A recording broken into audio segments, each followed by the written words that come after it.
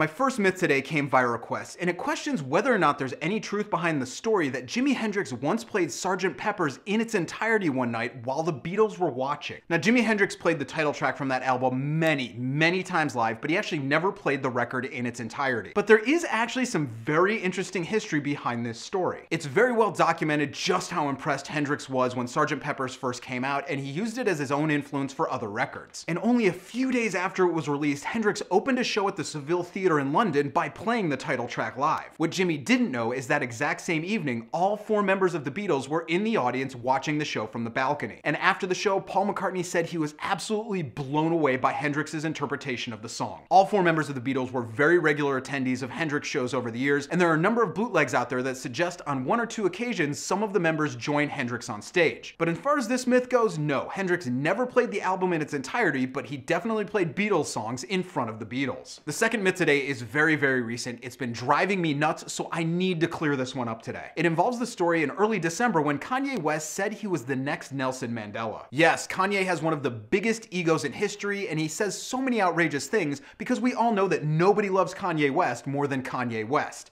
But honestly, don't believe everything you read on the internet. This story actually originated from a website called The Daily Current, and you know what? It was a spoof. It was a satire article making fun of Kanye's ego. The problem is, most people didn't get that, and only hours after it was posted, it was all over the internet with people outraged across the world. But come on, people, he never said it. It was a fake article, end of story. My last myth today actually came in a couple weeks ago via request, but it took me a while to get to the answer because it's one of those areas I don't know as much about. And that is, of course, cheesy 80s pop songs. The question is whether or not Kenny Loggins' song Danger Zone from the movie Top Gun was originally meant to be recorded by another band. In short, this is absolutely true. The band in question was Toto, but Toto actually wasn't the original recipient either. When you dig deeper into the amazing bands that passed on this song before Toto, you find out it was originally offered to Bryan Adams. Does it get any cooler than that? Bryan Adams rejected the song outright for personal reasons, and then when it was brought to Toto, they couldn't find terms in negotiation. So naturally, once Bryan Adams and Toto pass on a song, you just go call Kenny Loggins and see if he can do it, right? Loggins was actually already recording another song for the soundtrack, so it made a lot of sense. He agreed, he recorded it, and it became one of the biggest hits of the entire decade. So those are my myths for this week. Be sure to check back here every Friday as I delve into some of the coolest stories in music history. If you've got a myth you want me to check out, you can email me at thedailyguru@gmail.com. You can follow me on Twitter and Facebook right here, and I'll see you guys again next time.